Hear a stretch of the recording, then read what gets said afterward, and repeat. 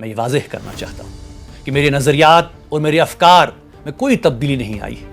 کچھ لوگ اسے سمجھوتا یعنی کمپرومائز کر رہے ہیں۔ جب 35 سال پہلے میرے والد کی المناک شہادت کا سانحہ پیش آیا تھا، جب میں نے اس وقت سے ابھی تک کوئی سمجھوتا نہیں کیا، تو آج کیوں؟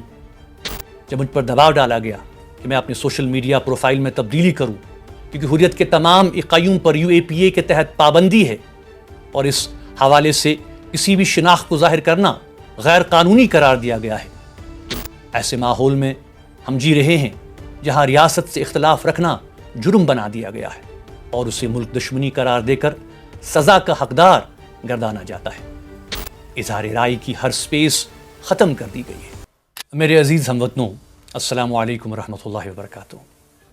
آج میں سال 2026 کے پہلے جمعۃ المبارک کے دن آپ کے درمیان جامع مسجد میں موجود نہیں ہوں جیسا کہ میروائز کو ہونا چاہیے تھا، بلکہ سوشل میڈیا کے ذریعے آپ سے مخاطب ہوں، کیونکہ مجھے ایک بار پھر اپنے گھر میں نظر بند کر دیا گیا ہے۔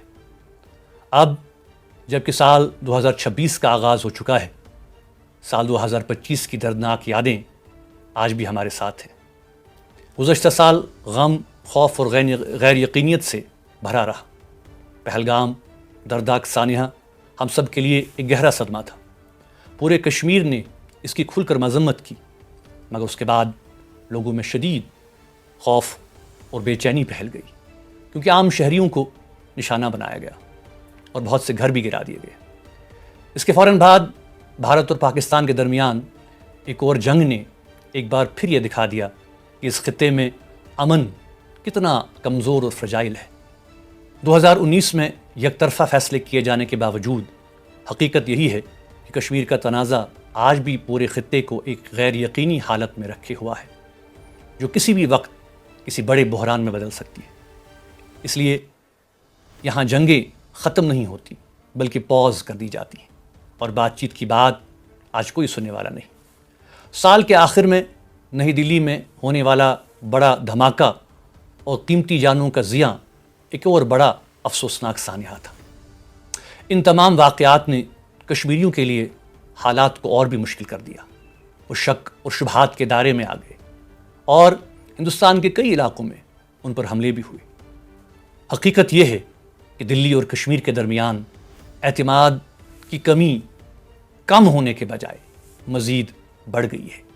زبردستی کی خاموشی کو لوگوں کی رضامندی کے طور پر پیش کیا جا رہا ہے۔ زخم آج بھی ہرے ہیں، مسائل جو کہ تو ہیں۔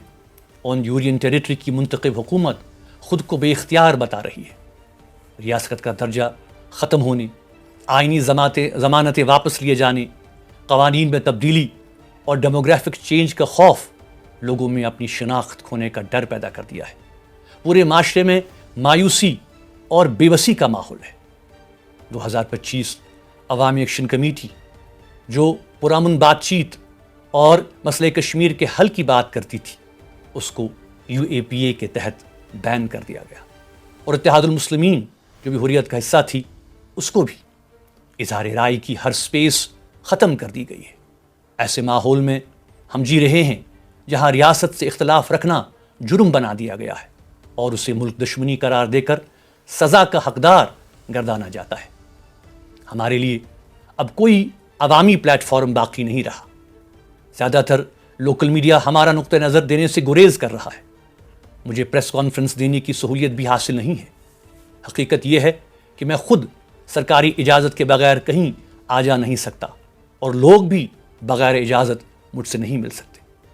جامع مسجد جو کشمیر کا اسلامی اور روحانی مرکز ہے کہ ممبر تک میری رسائی بھی محدود کر دی گئی ہے۔ چنانچہ پچھلے جمعہ بھی مجھے نظر بند رکھا گیا اور اس جمعہ کو بھی میں اپنے گھر میں نظر بند ہوں۔ حقیقت یہ ہے کہ پچھلے سال مجھے 14 جمعۃ المبارک نظر بند رکھ دیا گیا۔ غیر قانونی نظر بندیاں اب میری زندگی کا ایک معمول بن چکی ہیں۔ یہ سب کچھ نہ صرف میرے لیے بلکہ پوری قوم کے لیے کٹھن حالات کا باعث بن چکا ہے، جو خود کو بے آواز اور بے بس محسوس کر رہے ہیں۔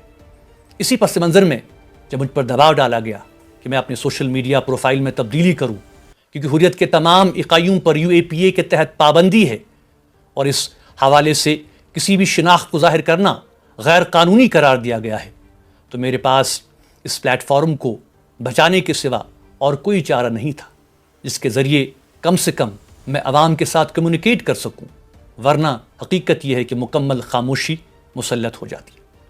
جمہوریت کانفرنس کی ساری اکائیاں بین کر دی گئی ہوں، دفاتر سیل کر دیے گئے ہوں، رہنما یا تو جیلوں میں ہوں یا پھر مسلسل نگرانی میں، تو پھر سوشل میڈیا ہی وہ واحد راستہ ہے جس سے کسی حد تک ہماری آواز لوگوں تک اور دنیا تک پہنچ سکتی ہے، جیسا کہ آج میں آپ سے مجبوراً اس کے ذریعے مخاطب ہوں۔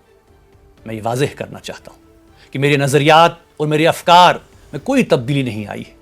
کچھ لوگ اسے سمجھوتا یعنی کمپرومائز کر رہے ہیں۔ میں ان سے پوچھنا چاہتا ہوں کیسے اور کس بات پر کمپرومائز؟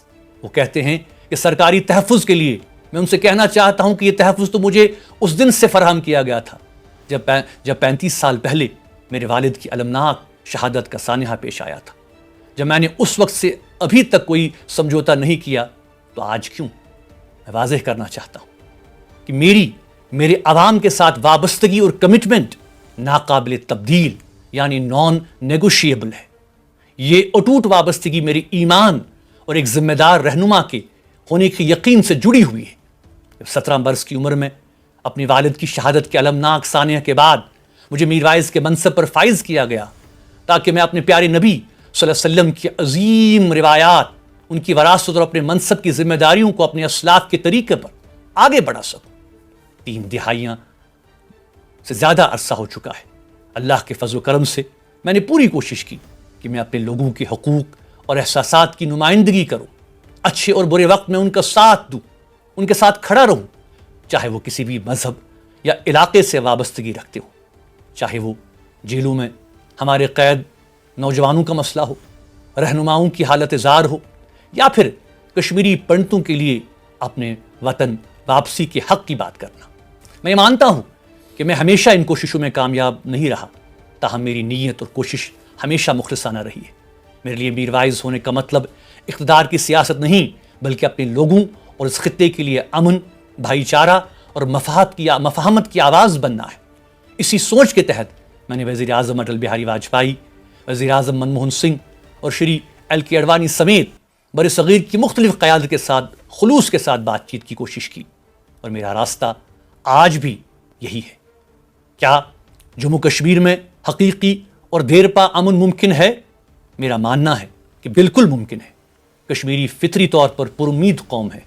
دنیا کے دوسرے حصوں میں بھی بات چیت کا عمل کامیاب رہا ہے، اور ہماری آج بھی یہ امید ہے کہ اگر بے لوث جذبے سے انسانیت اور جمہوریت کے دائرے میں، جیسا کہ اٹل بہاری واجپئی جی نے کہا تھا، کہ بات چیت کی جائے تو امن کو بہترین موقع ملتا ہے اور امن کے دروازے کھل سکتے ہیں۔